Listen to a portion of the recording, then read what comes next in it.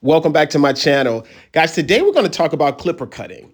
And this is a full sample of one of the tribe tutorials that are on the membership to give you a sense of what it would feel like to be on our monthly subscription. Again, the description is inside of this video to see all the features and benefits upon joining just $17 a month.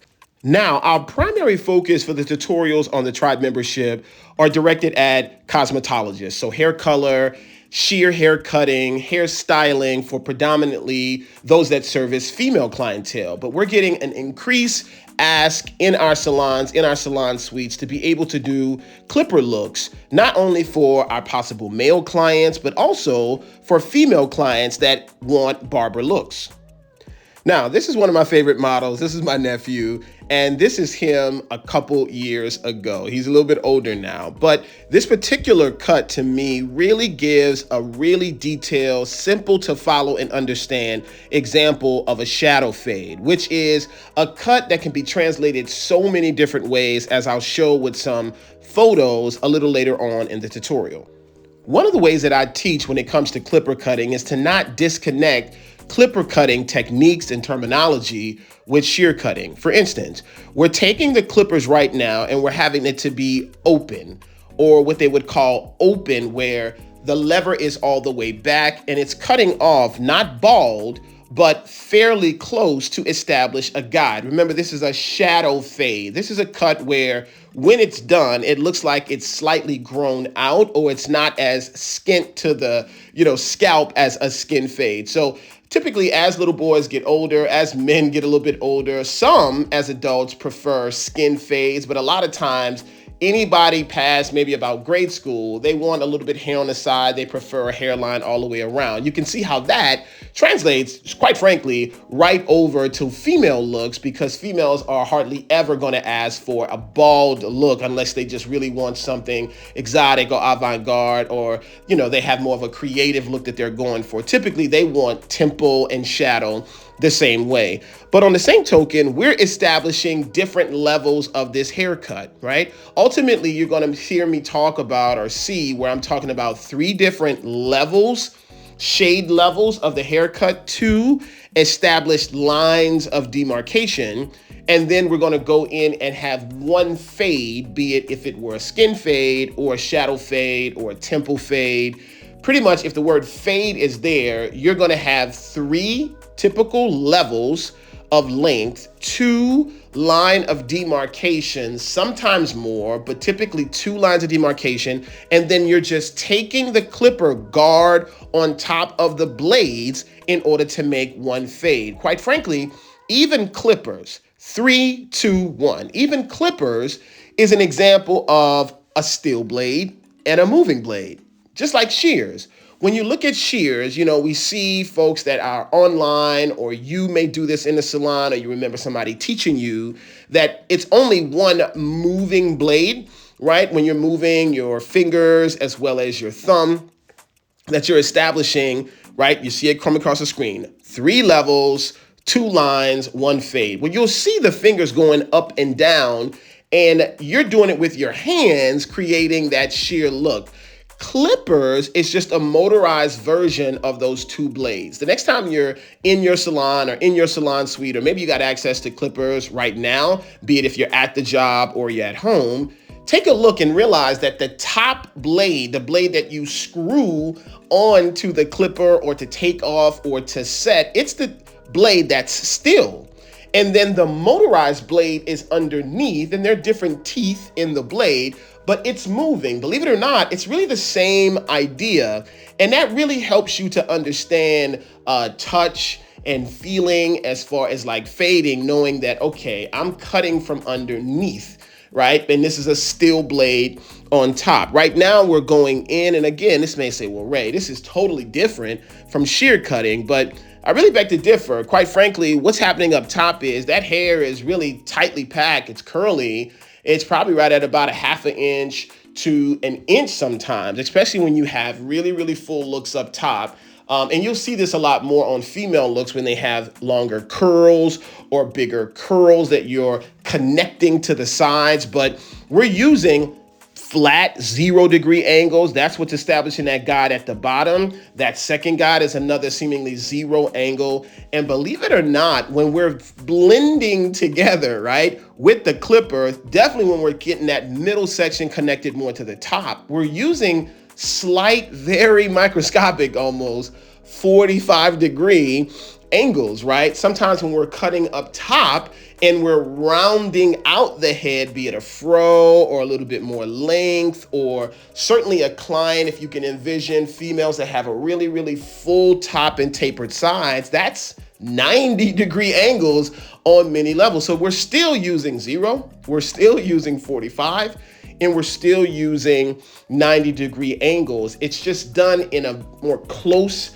space. It's done closer to the head, so you don't have that distance when your hand and your fingers are pulling maybe length away, right, or straighter hair, right, in order to create and see these angles. But if we can understand that alone could really help us to say, you know what, I may not necessarily need to go back to barber school, especially as a master cosmetologist.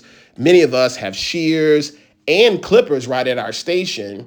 But oftentimes we get inside of the salon and we think, okay, well, I'm a stylist. I do women, or I do my cutting with shears, or a barber may say the reverse. Wait, I'm a barber. So I do men, I do my cutting with clippers and not shears. But I think that in today's time, this term I'm going to put across the screen, barbertologist, right, is something, I don't know if it's a real word, but it's something that we really want to consider. And it'll really open up our client book. It'll really open up our appointments and our availability to be able to say, hey, depending on the time of day, I can cut male or female, shear or clippers, because I see the connection and how both of them live.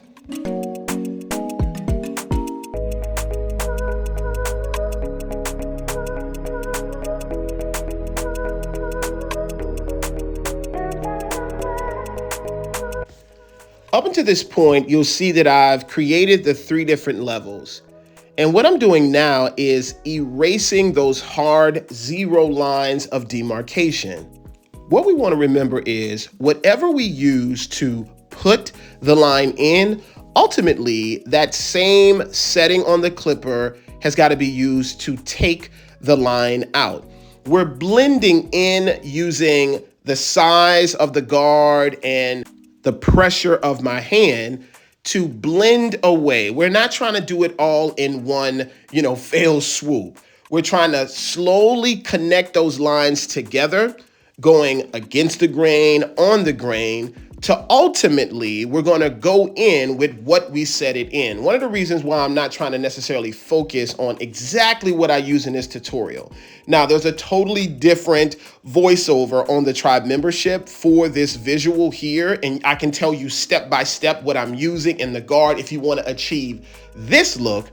But I'm doing a different voiceover here on YouTube because what I want to establish is the idea: 3 levels, 2 lines, 1 blend at any different head shape point that you want to make this fade, whether it's right on the temple or a shadow or a skin, male or female, old, young, 1 inch up top, 5 inches up top.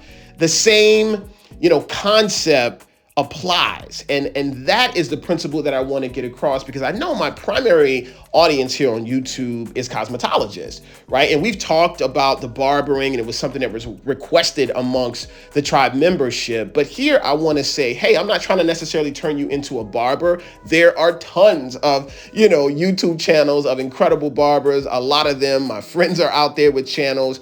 But I want to speak to the cosmetologist who's interested in barbering. I want to speak to the hairstylist that has clippers and trimmers right there, and they know that in their clientele, there are some ladies that have looks that are similar to this. There are some clients that may have sons that they could take that haircut and add significant dollars on the bottom line daily, weekly, and monthly inside of your salon or salon suite. Sometimes even going totally into this female clippers and curls. Shout out to Alexis Gwen, who is an incredible hairstylist out of North Carolina. We just interviewed her on the tribe membership, where that is her entire clientele, right? She actually takes the curls that ladies are using a lot of times, or having, on their natural looks right now, which is very, very popular, right? And then clippers, or cutting them with these incredibly beautiful cuts and fades and graphics in her North Carolina salon. So not only could it be like an add-on service to your business, it could be your business as a cosmetologist, because she's a master cosmetologist, a female stylist in North Carolina. Does that make sense? So I really just want to my mission as an educator, as a consultant, is not only to work on like branding, visuals, helping people with social media. I absolutely love that. But I also want it to be better business. I want people to be able to earn more money, because that's the number one reason why people are going out of business. It's not necessarily talent. It's not the, income opportunity that's in the city oftentimes. People are constantly wanting to get their hair done. It's just not enough people are having them to be their stylists. Not enough people are walking to the door with butts in seats, right? And sometimes I believe in niche, right? I definitely believe in, have a focus that you're popular for. But if you're a cutter, if you're a shear cutter and you've ever had interest into barbering, there is an influx of women that are walking around with curly, short looks. I like to call them barber dolls, right? That have these tapered looks or tapered sides, really curly tops, right? Can't you see that this 3-2-1 concept goes perfectly even when you're doing relaxed looks? Quite frankly, one level at the bottom, level in the middle, connecting to 2-inch, 3-inch pixie style, i.e. Nia Long, Missy Elliott, Halle Berry. Those, looks are never going to go out of style. It's really the same idea. It's just the difference between being natural and being relaxed. So that concept, if you think about it, it's like, you know what? I can use this same vacuum to vacuum my home, but I could also use this vacuum to vacuum out my car. I could also take this vacuum over to my friend's business that has, maybe a daycare. I'm being very extreme, but you don't need a new vacuum as much as we just need another person who needs the vacuum for different reasons. Is that right? We don't necessarily need a whole nother business or another job. Just tweak the clientele a little bit. And in this case, you don't even need any more products. You just need some electricity, and these clippers can add hundreds, if not thousands of dollars on your bottom line by opening it up to either males or women that request clipper looks.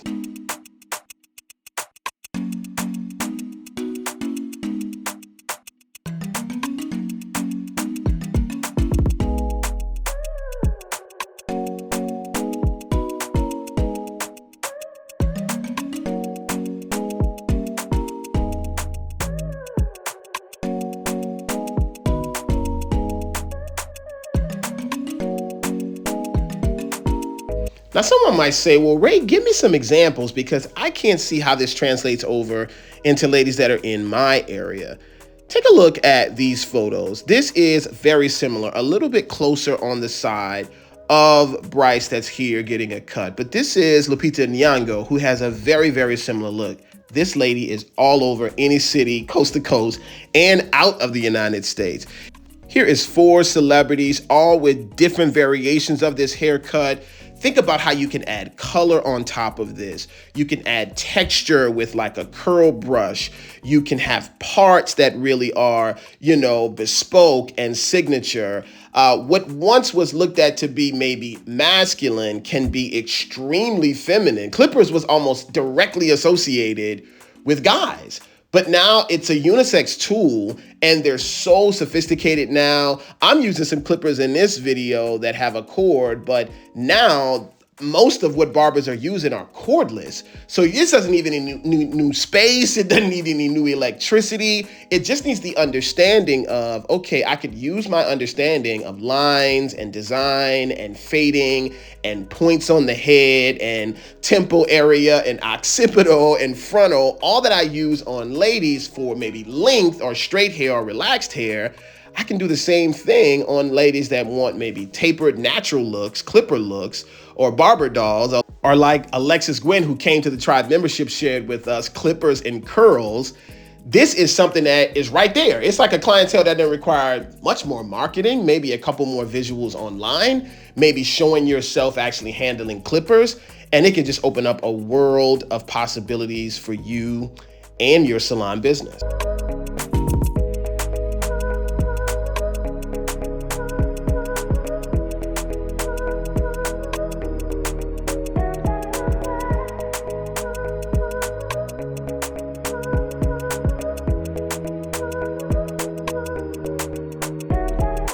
All right, so I'm wrapping up on the cut here. Again, guys, step by step, all of the clippers, all of the guards, all of the angles, totally different voiceover on the Tribe membership. But these are the visuals, so it gives you an idea of the quality of the video that's on the Tribe membership and the details. So you can see the difference, right? And again, now all of the 3, 2, 1 is gone. It's just one fade, 3 different levels, 2 lines of demarcation, and then erasing that with that blending or fading motion to now have this full cut. And even right there, like showing the back of his head, if you didn't quite know his age, you could see how this could be a teenager. This could be somebody in college. It can be, even at this length, quite frankly, it could even be a lady. This could be copper. This could be blonde. This could be an exotic fashion color. This cut, although again, once upon a time used to be very pigeonholed into one person, is very, very versatile now. And it's something to consider inside of your business. And I hope this has been helpful. If I can answer any questions, drop them in the comments, guys. Again, to see this full tutorial and dozens more on the Tribe membership, sign up today for $17 a month. There's tutorials, there's business training, there's social media strategy. That's how to really succeed in a salon suite, how to build a team, marketing. It's a mindset podcast that we have on there. Yes, I'm sharing content and information here on YouTube, but I have an education subscription separate from YouTube that I'd love for you guys to join.